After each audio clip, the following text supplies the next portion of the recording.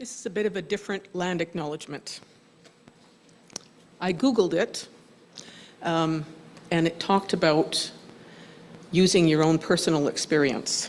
And so I decided to call mine a reconciliation statement.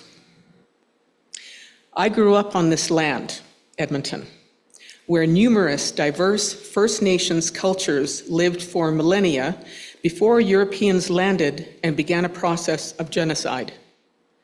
It is known to the Cree as Amiskwaci Waskahikan, and the history I learned in grade school was all in the past. It wasn't until my early 20s that I realized it was still current, and that I heard the sentence, "We are all treaty people." I understood that this meant a shared relationship between Indigenous peoples and descendants of European settlers. But I wasn't sure how to be in relationship with Indigenous people. So I learned as much as I could about the history that I hadn't learned in school, how Indigenous children were taken away from their families. Sorry, all of a sudden I'm getting emotional. I don't mean to do that. We should get emotional about that. Yes, we should, I agree. How Indigenous children were taken away from their families and forced into residential schools.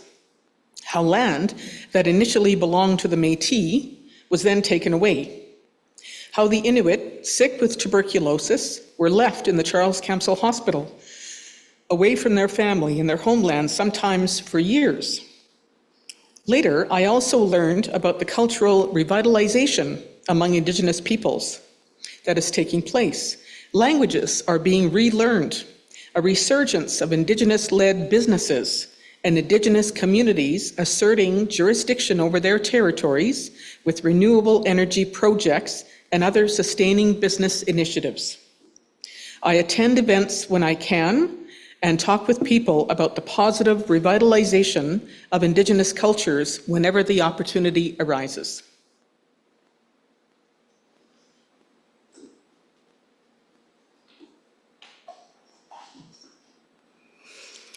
Thank you, Carmen. Welcome to Westwood Unitarian Universalist Congregation.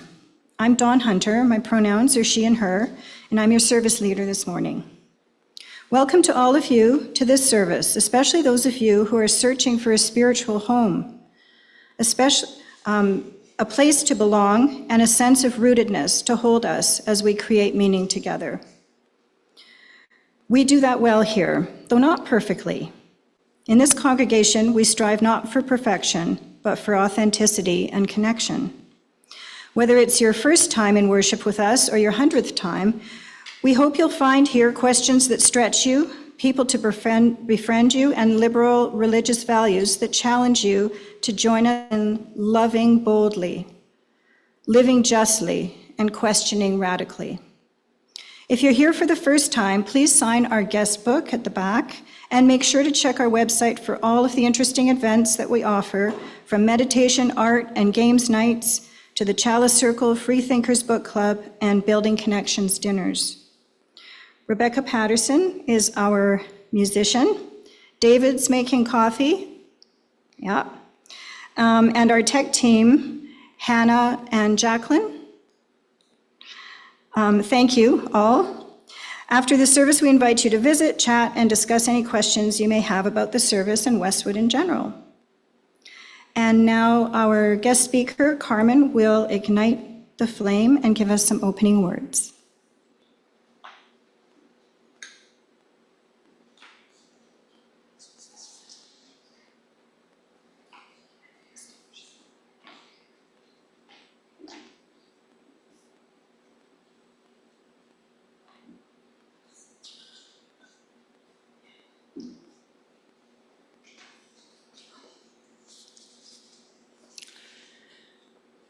Active hope is not wishful thinking.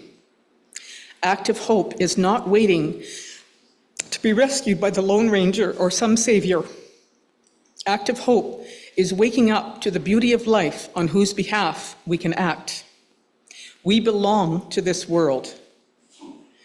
The web of life is calling us forth at this time. We've come a long way and are here to play our part. With active hope, we realize that there are adventures in store, strengths to discover, and like-minded people to link arms with. Active hope is a readiness to engage.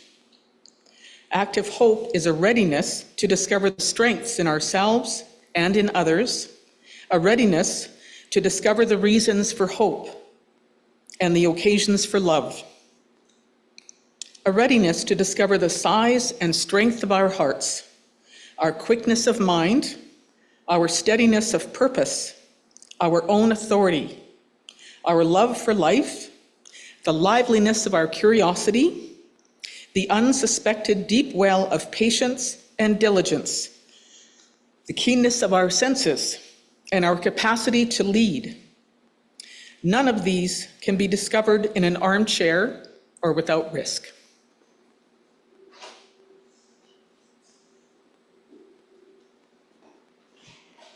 And now please join us in singing song number 175, We Celebrate the Web of Life.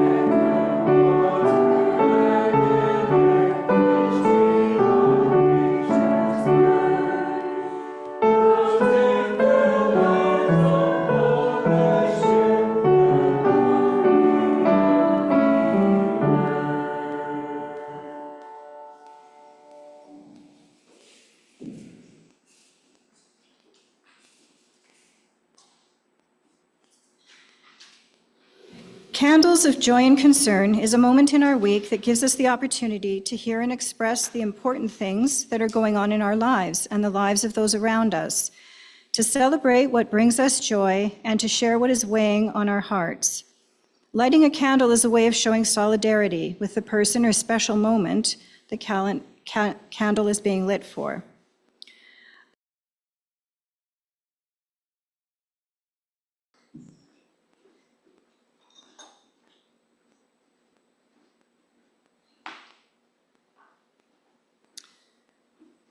And I light one candle for all the joys and concerns that remain unexpressed in our hearts.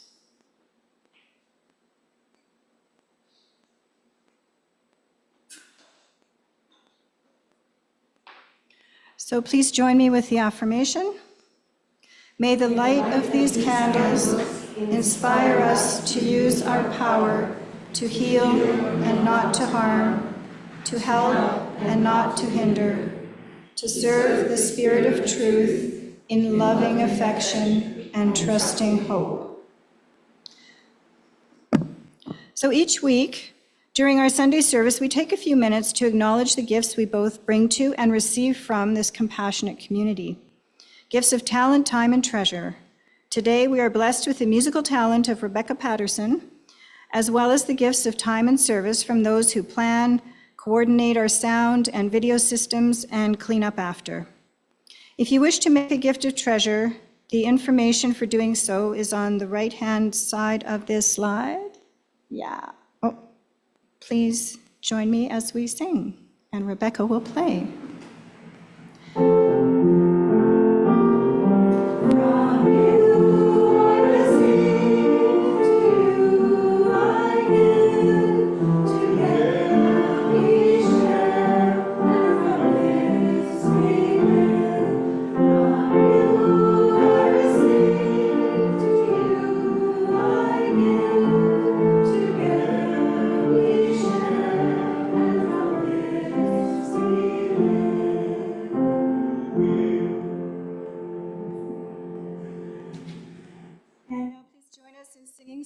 173, In the Branches of the Forest.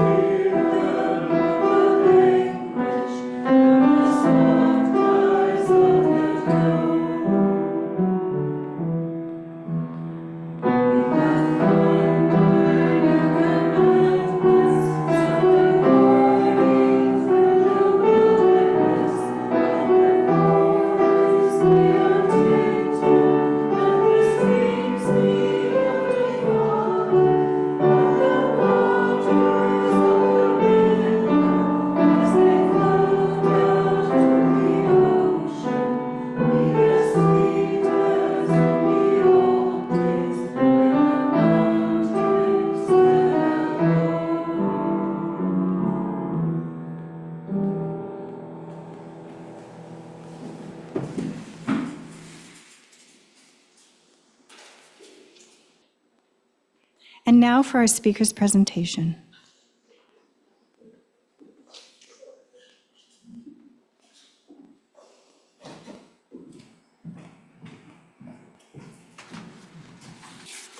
Thank you so much for giving me this opportunity to talk about something that concerns me deeply.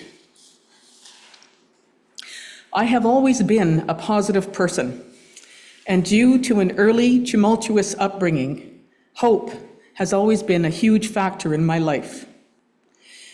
My concerns for what was happening to the earth began as a teen's romantic dreams of living and working on an organic farm in the country. Somehow, I knew even back then that there was something wrong enough to warrant an annual Earth Day. Soon, though, life took over, making sure I had a job, food, and a roof over my head took priority. A 6-month volunteer experience in my 20s in 1986, teaching English to children in Nepal, helped me to understand the economic, social, and political issues that kept that country so poor. It also helped me to begin to understand the global issues at play and served to cement my lifelong commitment to global justice. A paid job in 2002, teaching English to children in South Korea, further enhanced my knowledge of what democracy looks like in other countries. Soon after I started working at Canada Post in 2005, my mom and stepdad began to have health problems. Looking back, I suspect that my long sought-after stable job with good pay and benefits came along just when I needed to help my stepdad and my mom in their end-of-life journeys. By 2010, I had a much better grounding of the environmental problems facing our world, and I wanted to play an active part in making the planet a healthier and more just place. In 2015, an opportunity came along to live and work on a land trust in eastern Saskatchewan. This is similar to other co-ops, but it's for land. The primary residents and co-founders of the land trust were fellow Quakers, and though I knew I would have to wait for a couple of years, I was excited. The couple that made their home there were Mary Dale Dewar, known to everyone simply as Dale, and Bill Curry. They were empty nesters now that their 3 daughters had left home, and they were both very active in the anti-nuclear movement. And Dale worked as a doctor in the surrounding towns, as well as a substitute doctor in the north when needed. Bill held down the fort at home, tending their huge garden and volunteering with a variety of global justice organizations. Sadly, in October of 2016, Bill passed away in his sleep while Dale was away up north. I and all Quaker friends in the West were so sad because Bill was a much-loved member of his faith community, but I can't even imagine the grief Dale experienced at losing her husband of 40 years. She leaned on Quaker friends and her daughters for solace. In 2017, I approached her asking if it was still okay if I moved to Saskatchewan and onto the land trust. She replied, "Of course." So the plan was that I would transfer with Canada Post to Saskatoon and travel most weekends to the land trust, which is about a 2-hour trip east of Saskatoon. My mom passed away in September of 2017 after a long illness.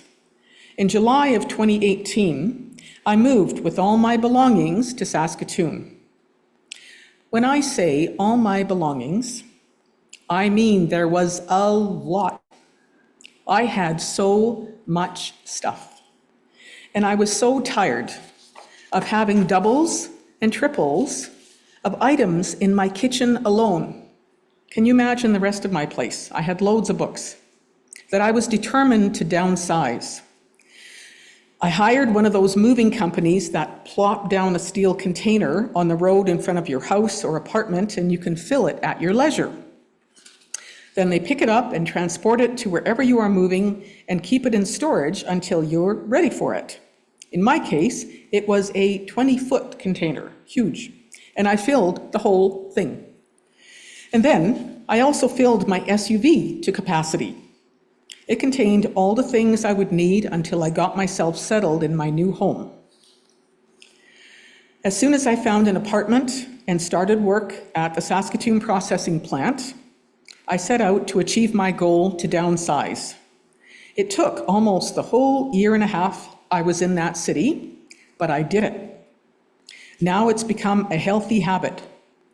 When I wasn't working, I visited with new friends and took part in Fridays for Future protests in front of the Saskatoon City Hall.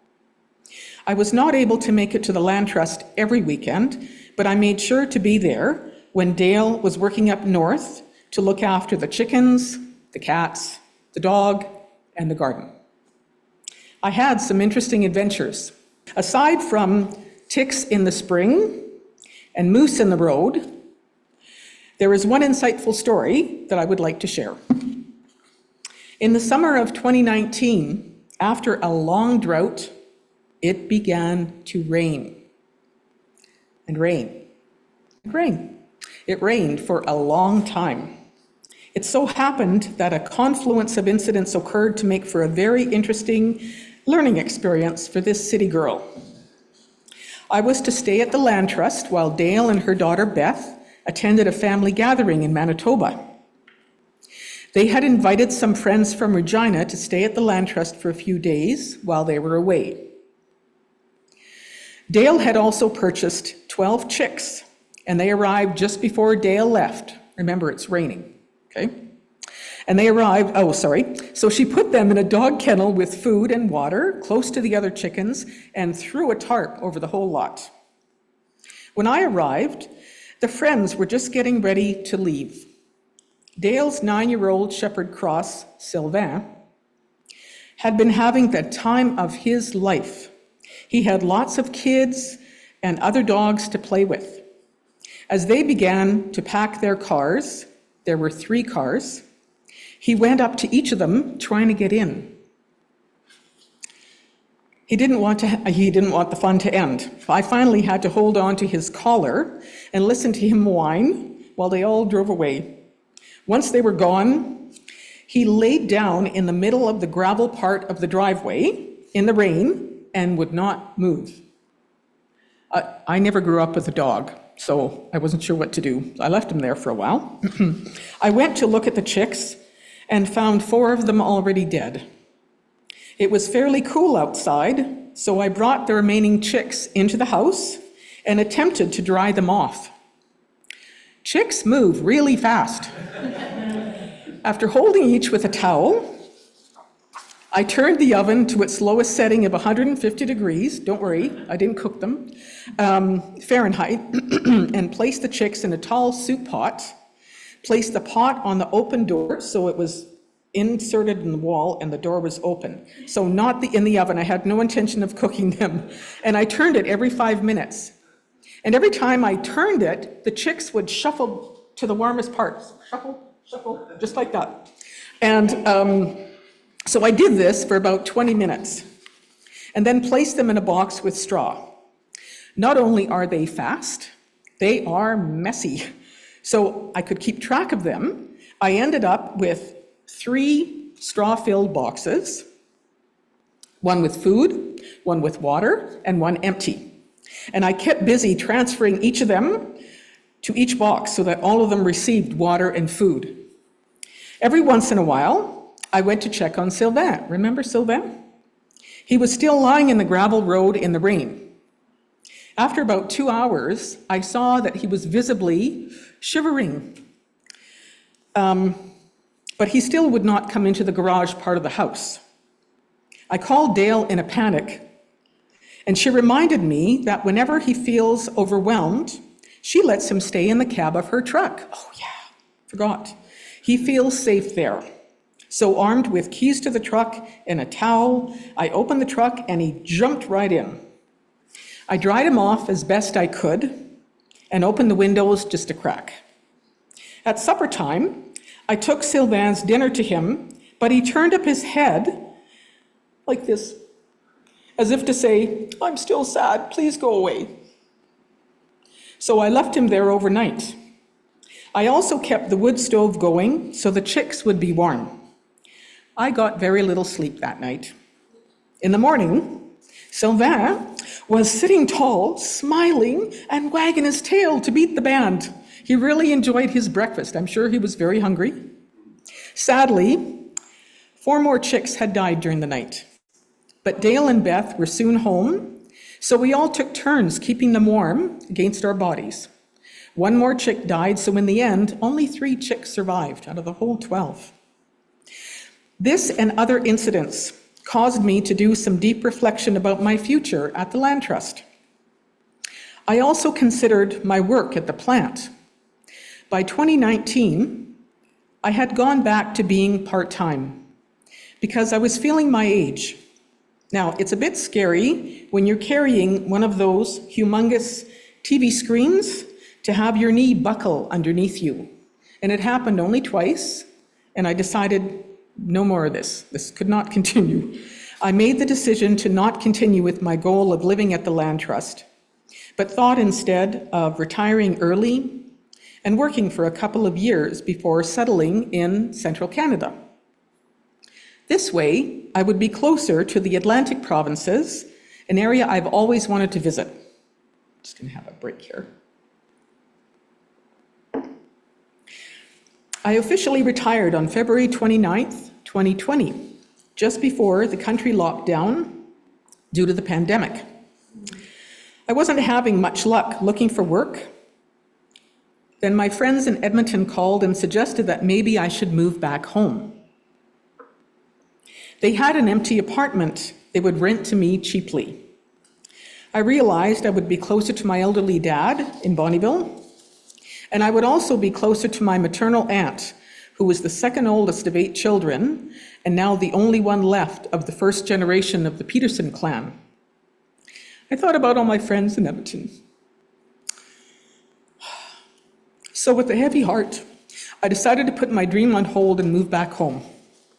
My friends came with a U-Haul truck, now much smaller than the big 20-foot thing, and we made the journey back to Edmonton in tandem, arriving in the early morning of May 1st, 2020.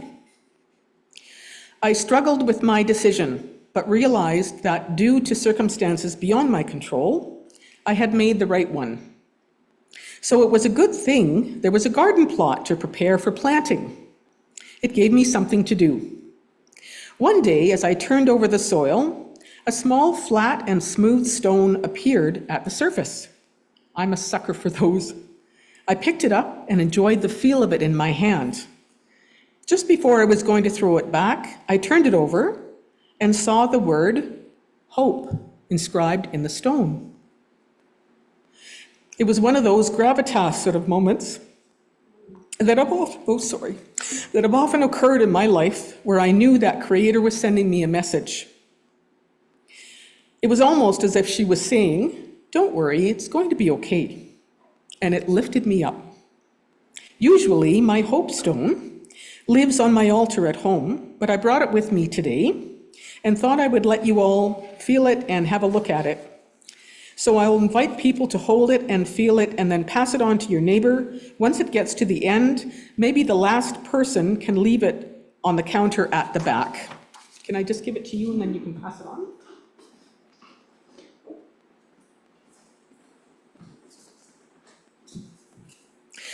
So now we come to 2024. Just before I moved into a seniors apartment, I was condo sitting for a friend. I looked online for climate action groups, but they all seemed to meet in the evening, just when I was getting ready for bed. Odd, I thought, there are no seniors climate groups. So I rented a space at the library near Bonnie Doon Mall, and I put a notice in the Activist agenda, both Unitarian Congregation newsletters, and informed my Quaker community of a meeting at the end of February. I was confident that a few friends would make it, but 10 people showed up. I was ecstatic. The group continued to meet every month.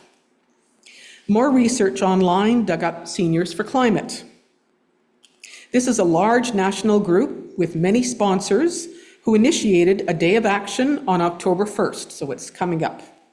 That's National Seniors Day, and we are renaming it National Seniors Day for Climate Action. There are over 70 groups across Canada who are doing some sort of activity. They believe, as I do, that many seniors are gravely concerned about the harm being done to the planet. The name of our group is Edmonton Seniors for Climate Action. The main goals of our group are listening to each other with respect, accepting that everybody is not on the same level of understanding of all the issues, because the issues are huge, right?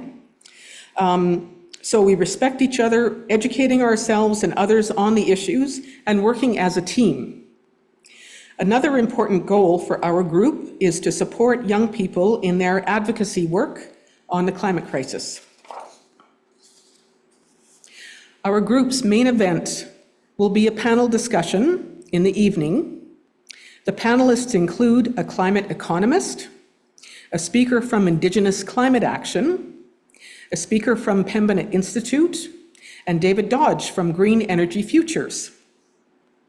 There will also be a time afterward for small group discussion based on a few questions that will be on every table. I have included all the details of the event at the back. There's a table there, and there's two resource pages, and there's information at the back. There will also be a smaller activity at 12 noon on October 1st in front of City Hall. This is a much more laid-back kind of thing. The Raging Grannies will sing some climate-related tunes, and we will hand out flyers about the evening's event. It will last between a half an hour to an hour. Everyone is most welcome to both events. The only thing I would mention, though, is that if you'd like to go to the panel discussion, that you RSVP, and there's an email address that you can access at the back, and that you bring your water bottle and a travel mug, please. So my journey as a climate activist and earth advocate has not been linear, but then what journey is? My challenge going forward is to learn more about and become more comfortable talking to people whose views are different from mine about the climate crisis. And so the journey continues. So I just have it now. So everybody has a little package on your seats. And if everyone could have a look at this. Okay. So this is from Climate Atlas. And again, there's a website at the back that you can look at. So this next bit of information comes from Climate Atlas. Between 1976 and 2005, the mean measurement of spring precipitation was 84 millimeters. By 2051 to 2080, the mean measurement of spring precipitation is projected to be only 52 millimeters. Okay. And I just lost my place. Here we go. For some time, for the same time periods, summer precipitation, from 1976 to 2005 was 228 millimeters. By 2051 to 2080, it is projected to be only 129 millimeters. Just looking at the drastic dip in precipitation will necessitate saving as much water as possible in the future.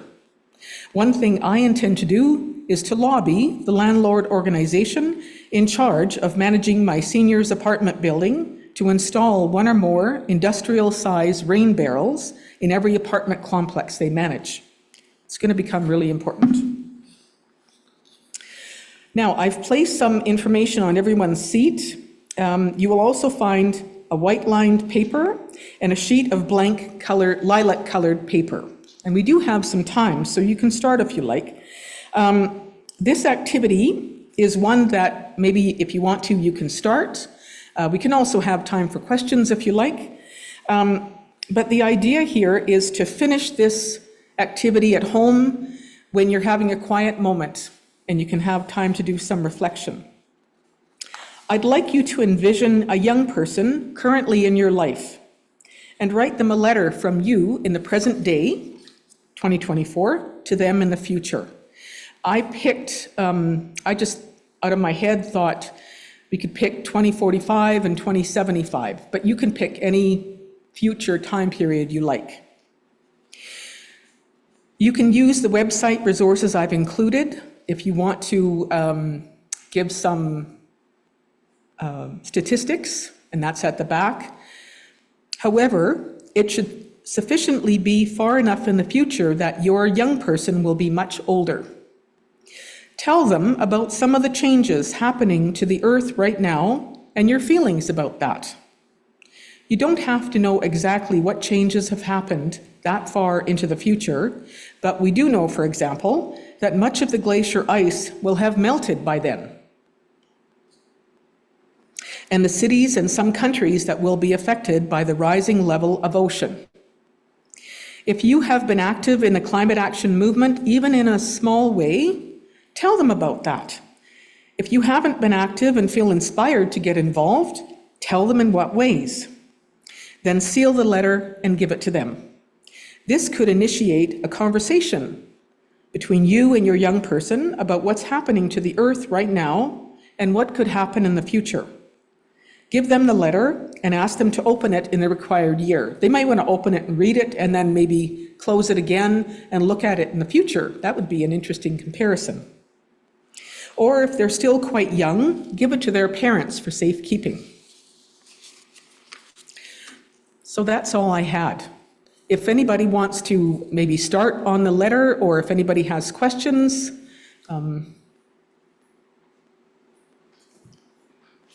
thank you very much.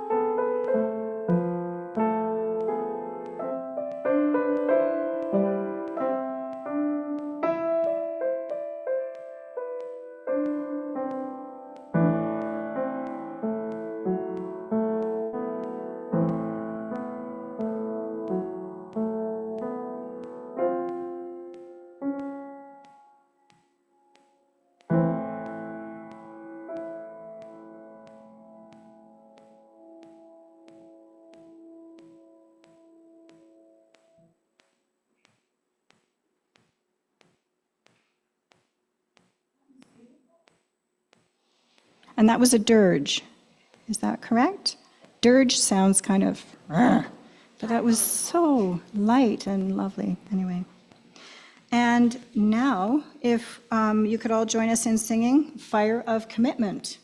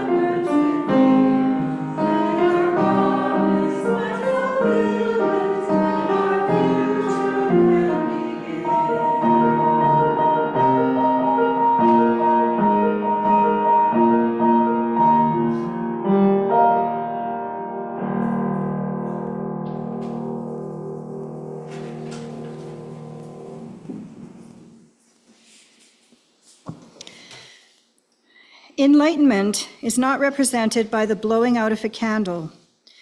It is the candle that can finally be extinguished because the sun has arisen and daylight has come. May the memory of this flame in our sacred chalice light your way and warm your hearts for the rest of your day.